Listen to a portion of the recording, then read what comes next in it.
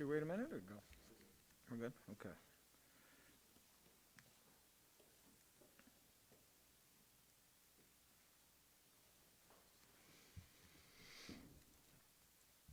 Thank you all for being here. This is our regular Monday press conference for the District Attorney's Office, in which we usually do a couple things. The first is we do a weekly report on gun violence in Philadelphia, and so we are clear on this. There is a standing invitation both to our police commissioner and to our mayor to be here. There is no expectation. Obviously, they're busy people, and all three of us were together at a press event as recently as Sunday afternoon, along with the Pennsylvania Attorney General.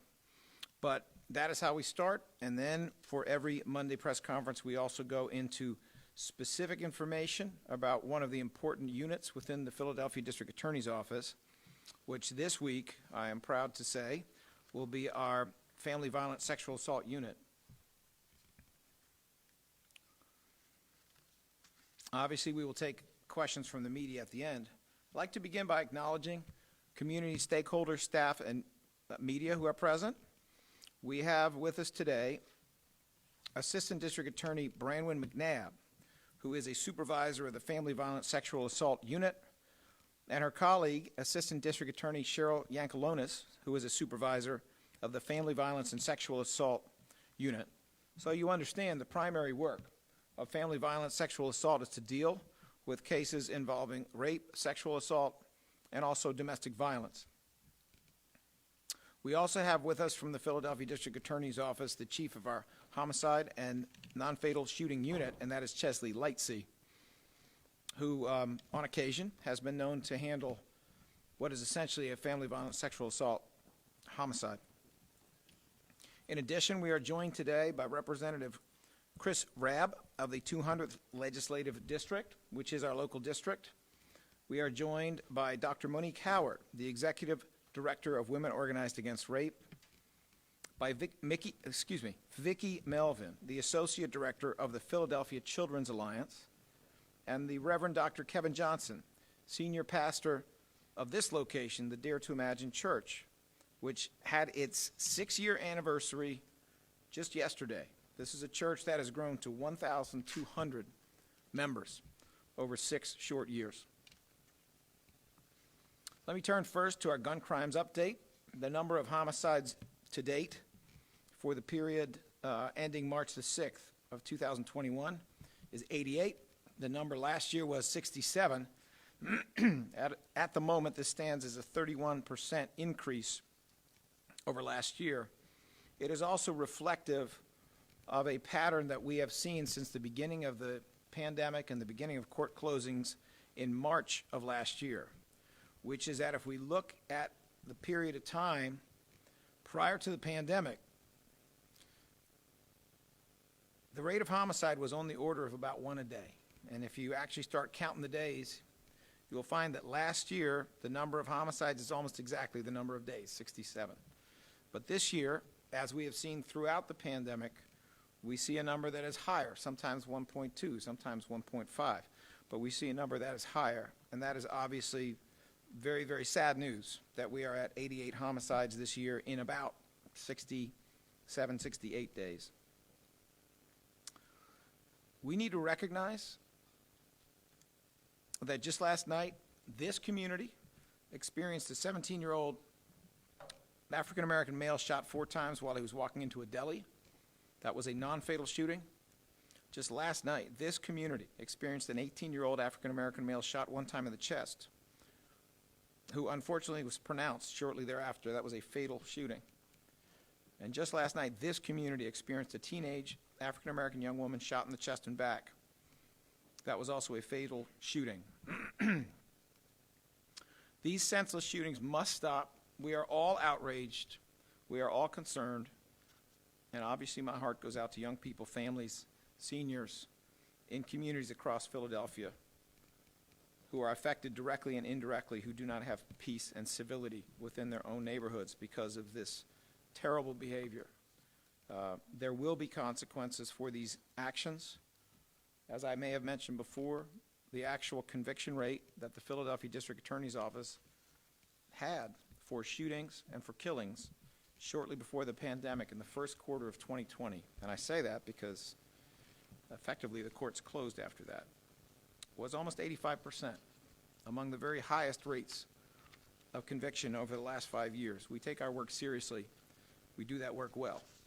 But we also recognize that the real answer always was and always will be in prevention and addressing the underlying causes.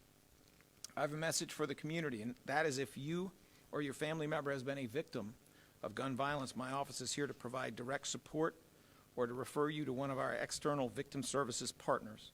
Please contact us at DAO's CARES for victim support. The number is 215-686-8019. That's 215-686-8019. Very briefly, because I don't want this conference to run over, I want you to know that we have experienced another week in which cash bail has failed us. The median bail that was set for violent offenses involving a gun was $100,000. This is despite the fact that in nearly every one of those cases, the district attorney's office argued for essentially $1 million bail. The average is a tenth of that.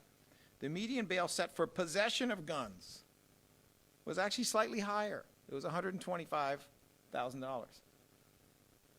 We see it over and over and over.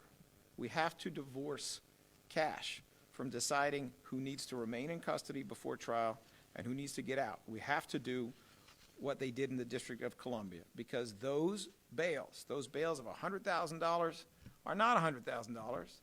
They are $10,000, and if you pay a bail bondsman, they are $3,333 for being charged with a shooting on average. That's what we're looking at. It makes life safer and better for absolutely no one. All right, now I am proud to be able to turn to the topic of family violence and sexual assault.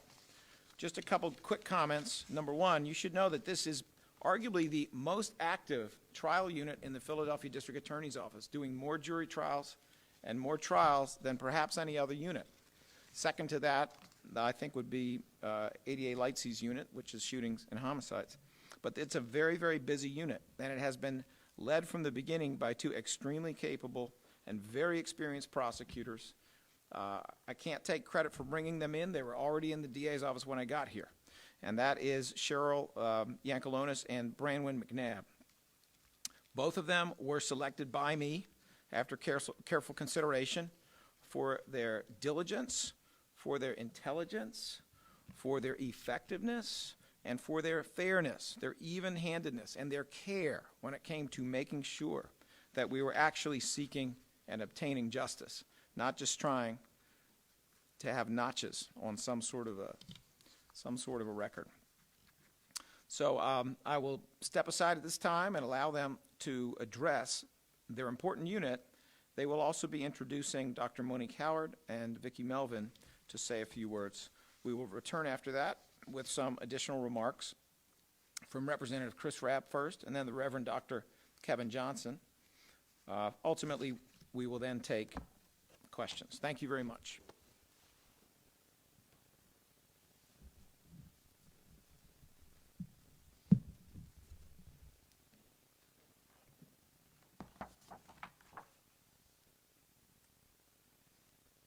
Good afternoon. The Family Violence and Sexual Assault Unit, as the District Attorney mentioned, specializes in prosecuting cases of sexual assault, child abuse, domestic violence, child pornography, and human trafficking. We have 21 trial attorneys, 3 victim witness coordinators, and 5 paralegals who have dedicated their professional lives to supporting survivors as they navigate their way through the criminal justice system. They fight tirelessly, day in and day out, to advocate for victims of some of the most heinous crimes imaginable. Their compassion, dedication, and diligence is truly remarkable, and we are so blessed to have them as part of our team. As you can imagine, the pursuit of justice begins long before a case reaches the courtroom. Our partners in law enforcement are often the first point of contact for survivors of physical assault and sexual violence. Their hard work is what makes prosecution possible. In particular, the Special Victims Unit of the Philadelphia Police Department is a critical partner in the mission to seek justice for some of the most vulnerable people in our Philadelphia community. While much of the world was forced to a halt during the pandemic, the police department and the DA's office continued to work diligently to ensure that cases were fully investigated and prepared for when courts reopened. In October, Temple fraternity president Ari Goldstein was sentenced to a period of time in prison following the sexual assault of a fellow student inside of the fraternity home. Throughout the trial, the jurors learned of the rape culture that existed within that fraternity and held their leader responsible for preying upon the victim.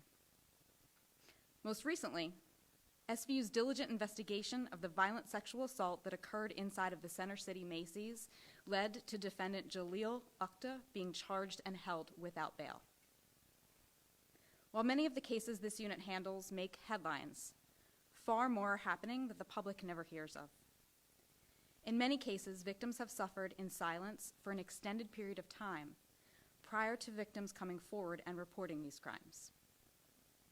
The DA's office and our partners want survivors of sexual assault and domestic violence to know that you are not alone. We stand ready to advocate for you, to make sure that you are connected with all available resources, and to seek justice on your behalf.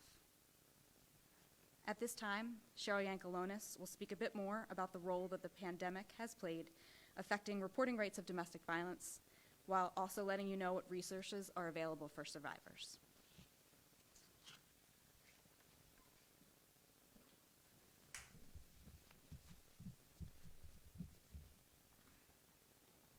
Thank you. Good afternoon.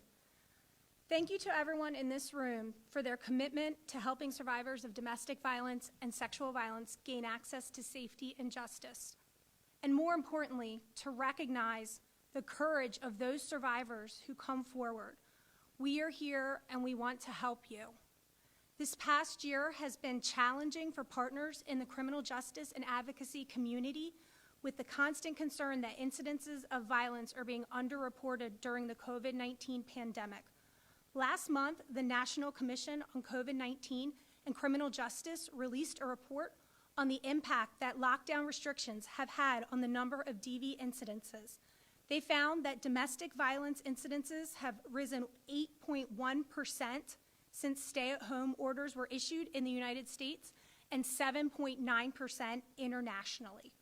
This has been an ongoing concern in our city as the pandemic reaches the one-year mark and the vast effects COVID-19 has had on employment, financial security, and safe spaces to report abuse, including schools, friends and extended family, neighbors, and recreational and community centers. The Philadelphia District Attorney's Office takes an interagency approach to serving victims of domestic and sexual violence through the Domestic Violence Law Enforcement Committee. The DA's office partners with the Women's Law Project and Women Against Abuse to co-chair and host a wide variety of criminal justice stakeholders, including victim advocacy, immigration and legal advocacy, academic researchers, medical and treatment providers, the courts, the police department, and the Philadelphia Probation Department. The team meets monthly to discuss and address best practices for keeping victims safe, and we will continue to monitor and mitigate the negative effects the pandemic has had on victim safety and reporting. If you are a victim of domestic violence and need help, first and foremost, always call 911 if you feel your life or safety is in danger. The Philadelphia Domestic Hotline is 1-866-SAFE-014 for immediate non-law enforcement safety resources. Again, 1-866-SAFE-014.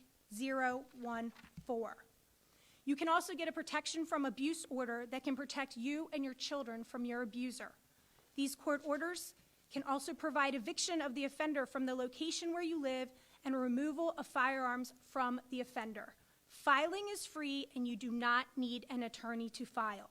These can be obtained 24/7 in person at Family Court at 1501 Arch Street on the 8th floor from 8:30 a.m. to 11 a.m.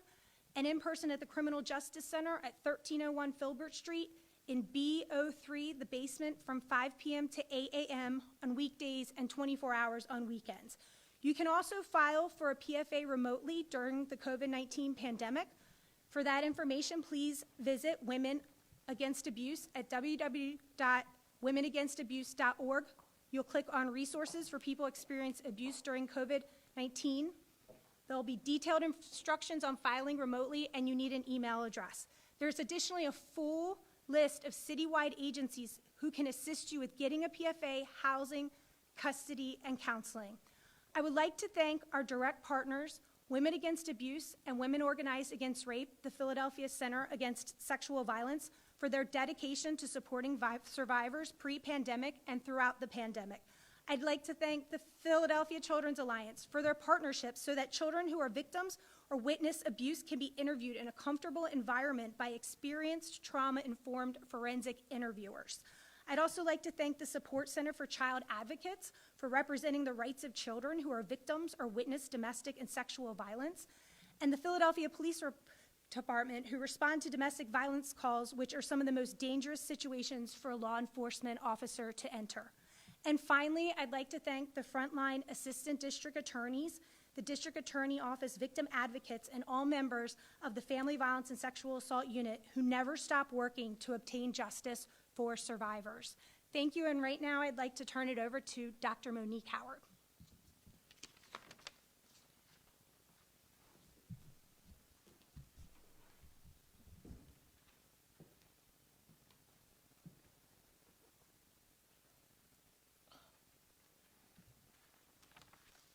Good afternoon. Thank you, District Attorney Larry Krasner, the entire DA's office, for inviting WOAR to be here this afternoon. My name is Monique Howard. I'm the Executive Director of WOAR, the Philadelphia Center Against Sexual Violence, the only rape crisis center in Philadelphia. This has been quite a year. As a matter of fact, it's almost a year since WOAR has pivoted its services and shifted to be 100% virtual. We use telehealth for our therapy sessions and support groups. We have also shifted how we conduct educational programming and outreach.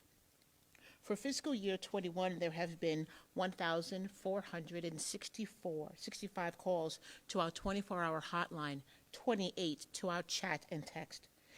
In comparison, in fiscal year 20, during this same time period, there were 1,891 phone calls to our hotline and 26 calls to our chat and text.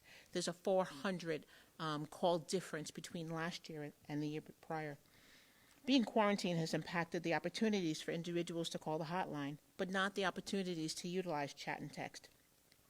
Additionally, it hasn't decreased the incidence of rape in the community or on college campuses, as we can see from the rape that occurred at Macy's and the 4 rapes that occurred on Villanova's campus.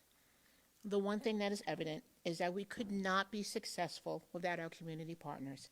In this case, our collaboration with the Family Violence and Sexual Assault Unit under the leadership of ADA's Brandon McNabb and Cheryl Yankalanis.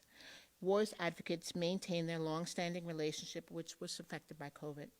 WAR's advocates adjusted and continued to provide support through referrals received from the FVSA Unit.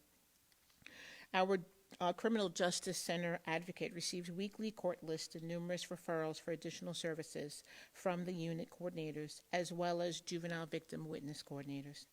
The unit continues to seek out WAR for the specialized services that we offer to victims of sexual violence, which includes supporting preliminary hearing survivors by answering questions afterwards, giving space to process, and discuss next steps in the criminal justice system. WAR is committed to our partnership with the Family Violence and Sexual Assault Unit.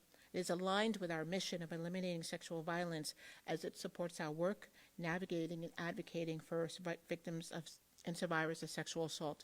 If you or anyone that you know have been a victim of sexual violence in the city of Philadelphia, please call our 24-hour hotline at 215-985-3333. Thank you very much.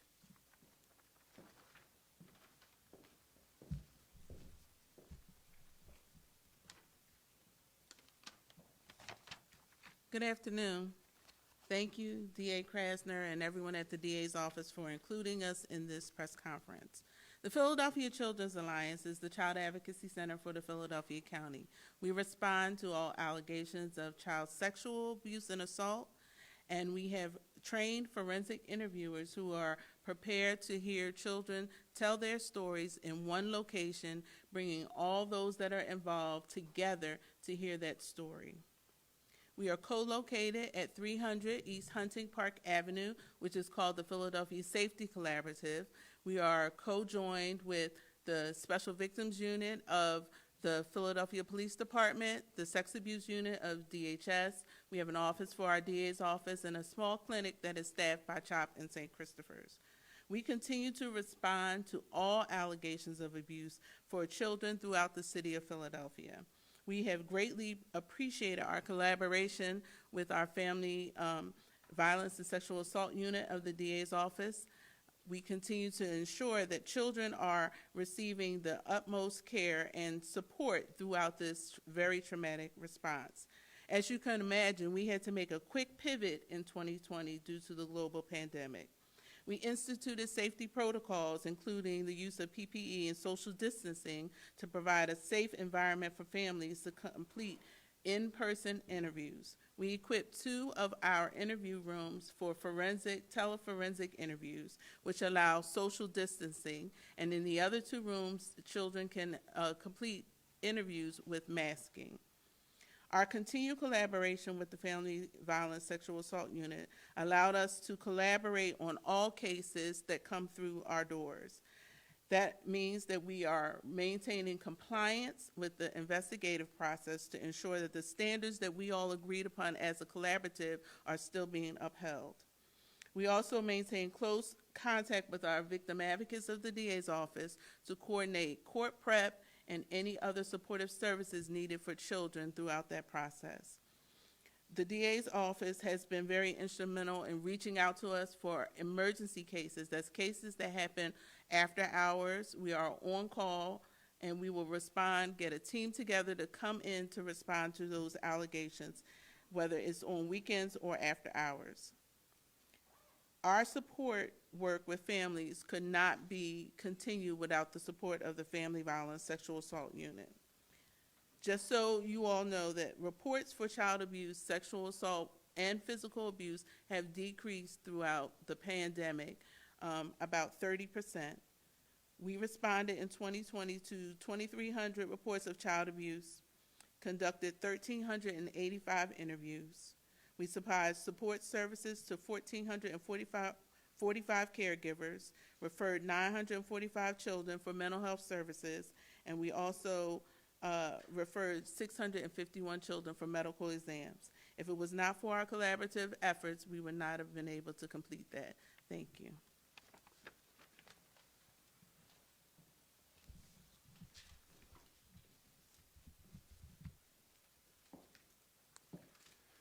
Good afternoon. My name is State Representative Chris Rabb. I represent this district that incorporates Mount Airy, Chestnut Hill, and West Oak Lane. And I'm really glad to be here, which is something I don't usually say because I don't like press conferences. And the reason I don't like most press conferences is it's about saying what we're going to do. And my grandfather taught me early on, it's don't tell me what you're going to do, show me what you did. And the frustration that so many Philadelphians have felt for so long is, when are these grown-ups going to start acting like grown-ups and work together? Folks who are elected, folks who are appointed, folks who are in the positions they need to be to keep us safe.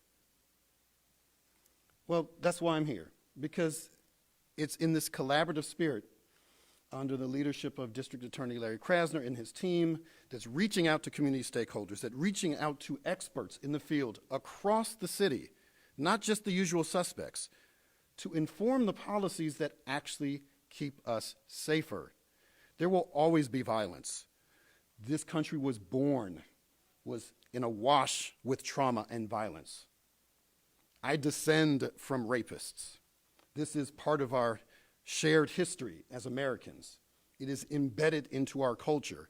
And the only way we're going to get rid of this is by addressing it straight on. And this is International Women's Day.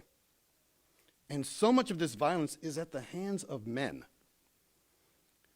And the reason it's at the hands of men is because of patriarchy, sexism, and misogyny. And if we don't say those words, then we can't address the systems of oppression that create the realities that have so many people in fear. Otherwise, it's just talk. But we have data, we have relationships, we have partnerships that can help. And when folks call my office, they're normally calling in moments of need. And I like being able to say, we can help. This is what it's about, working together. And I'm really honored to be here because this is actually the work. Thank you.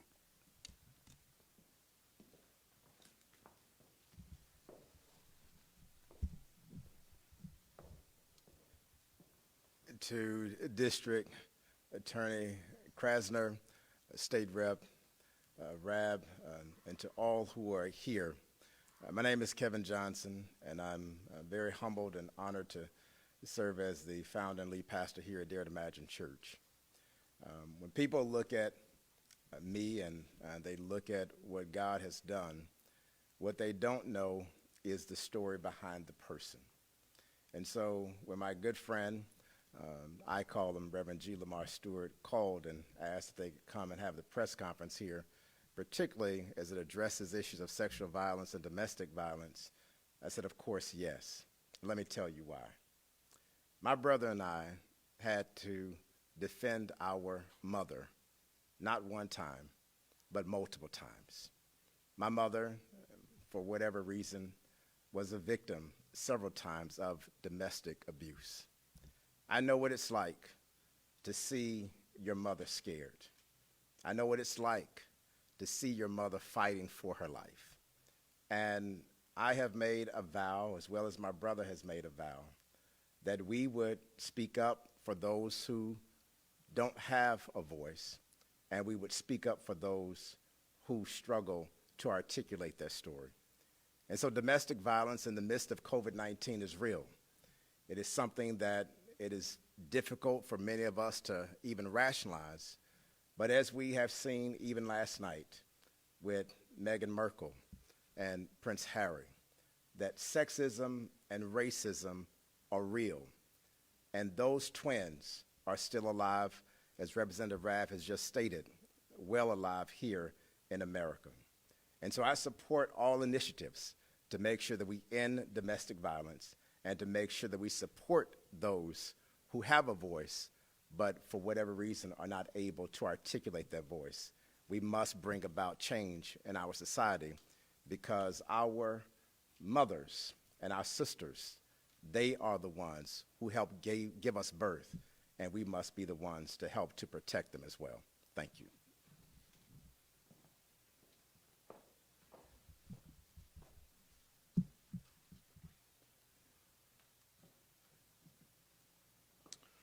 Well, thank you to everyone for your inspiring work and your inspiring words. Are there any questions for any of these distinguished speakers and guests here? Yes, sir. I didn't hear anyone mention how the cases handled by DA's office have been impacted by the COVID situation. We heard about it nationally and internationally, but here in your office, do you have numbers for the number of cases that you've done this year, this past year, 2020, as compared to the previous year? So we can compare like what the pandemic lockdown has impacted or affected domestic violence. Mr. Dean, let me try to give my 30 seconds of information, and then I will turn it over to anyone who feels like they can answer that question. But I can tell you that since the courts essentially shut down in March of last year, nearly a year ago, there were only two categories of cases that were prioritized to be jury trials. And there have been a few jury trials tried in Philadelphia, intermittently, with starts and stops. And the two categories that were prioritized were essentially homicides and shootings on the one hand, and then first-degree felony rapes, sexual assaults, and other first-degree felonies. So there has been some activity in terms of prosecuting these cases. I don't have numbers at my fingertips, but I'm going to invite either Brandon McNabb or Cheryl Yankalonis or both, if you feel like you can add something to that, to come forward. If you feel like you cannot add anything, then I will stay up here. But do you have something to add, Cheryl? Great, thank you. Good afternoon, Mr. Dean. What I can tell you is that the full effect of the COVID-19 pandemic has not been fully reached or seen until we look at something more basic than just numbers of arrests and numbers of cases prosecuted. We have to look at the bigger picture, like studies have been doing, like the study I cited, looking at calls for service, calls to hotlines, and not just the arrest numbers and the prosecution numbers to get a fuller picture of how the COVID-19 pandemic has affected domestic violence. And that's what the Domestic Violence Law Enforcement Committee will continue to focus on and work on as we continue to meet monthly, and that is discussed every single month. Yes, if I may also add, you know, the crimes we're talking about have always been underreported.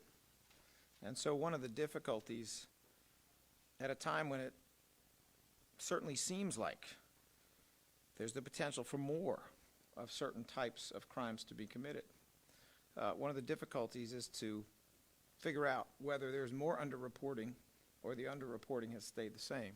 Obviously, what ADA Yankelonis is talking about indicates that even though the reporting in some instances is lower, the activity may be the same or worse than it was before the pandemic.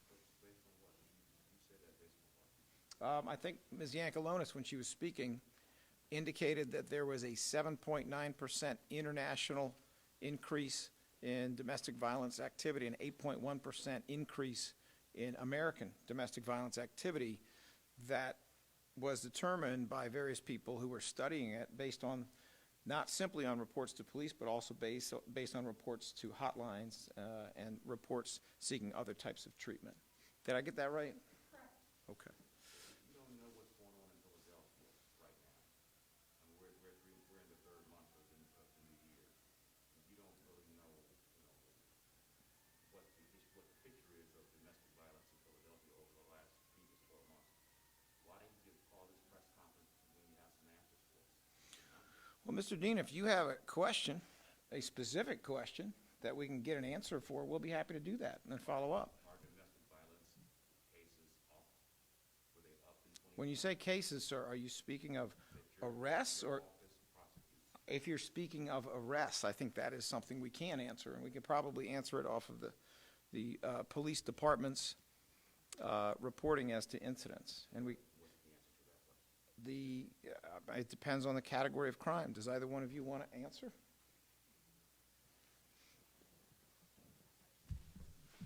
Good afternoon, Mr. Dean. All of our statistics are available on the DAO dashboard. I don't have an exact figure for you at this very moment regarding the domestic violence cases. I can tell you with regard to child abuse, as Ms. Melvin spoke about a little bit earlier, the child abuse, both physical and sexual, the numbers reported are down. That's to be expected, and I think it's pretty consistent with what we're seeing nationally as well. And the reasons for that are our kids aren't in school, or at least if they are, they're not in school the same way that they're used to. So they're not coming in contact with the mandatory reporters, guidance counselors, teachers, coaches, confidants that they would normally come to contact with that would be making those mandatory reports to our child line, to DHS. And so, one of the important things that we're here to say today is that, we stand ready to advocate for those cases. So if you know of someone who has suffered abuse, whether physical or sexual, please make sure that a report is made so that we can fight for you on your behalf. Actually, can I say something? I think there's a really good lesson in the question that you asked about how we track what's actually going on. I serve on the Judiciary Committee in Harrisburg. That is the committee that is responsible for creating criminal offenses. In the past 50 years, over 1,500 new criminal offenses have been created. Are we safer? I don't think so. I also know that a lot of crime isn't reported, and a lot of things that are happening in some areas are kept quiet. I represent one of the richest neighborhoods in Philadelphia. They're not calling my office when they're in need. Why? Because they have resources. They have private resources. The folks who are poorest and need the most help find my office, and we document that. It's all there. It's all public information. That data is important. But what about all the stuff that isn't reported and why that isn't important? That is as important as everything else. What are the phenomena that keep people from not coming forward? Are they undocumented? Do they fear for their life? Do they trust the police? Do they trust the district attorney's office? Do they trust elected officials? And if the answer is no, then we have much bigger issues that we have to address. And that's my job as a state lawmaker, because we are the ones who authorize all the things that happen in municipalities around the Commonwealth, most notably Philadelphia. And if we don't have those conversations, then it's garbage in, garbage out. So whatever data we have accessible to us, it's only as good as the context in which it's created. And it doesn't account for all that's not spoken. And there are laws that can be put on the books to actually address that in meaningful ways, because until, I forget, I don't know, maybe 20 years, it was legal to rape your spouse. It wasn't considered rape. That's a state law. So if it happened before it was illegal, was it still wrong? Is it still important? All of these things are important issues, but these are the conversations we have to have, and I'm very frustrated because in Harrisburg, they're more interested in protecting gun rights than people, than women, than children, than the LGBT community, than undocumented brothers and sisters in our community. Those are bigger issues that have to be addressed, and I think it highly relates to your question. Thank you.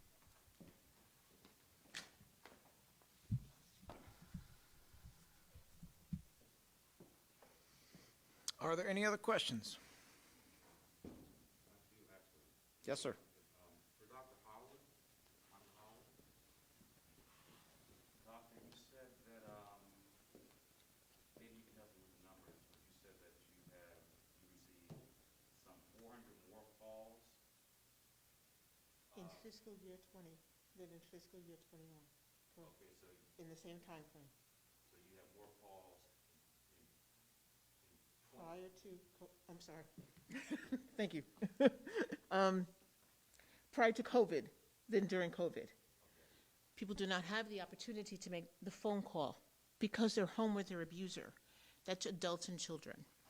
However, our chat and text calls have increased, and that's because you can hide a chat and text in a way that you cannot hide a conversation on a phone. So that's consistent with what Yes, yes. Holly was saying, that Ms. there's Melvin. 30% down. Right. Correct. And you all think it's this because the victims don't have the same access. Right, to resources. So work is safe, and being in school is safe.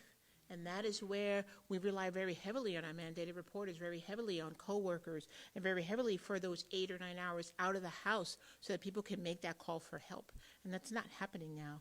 And so, although controversial, I'm so happy that the kids are going back to school because our mandated reporters can have eyes on them in a way that they could not have eyes on them in the last year.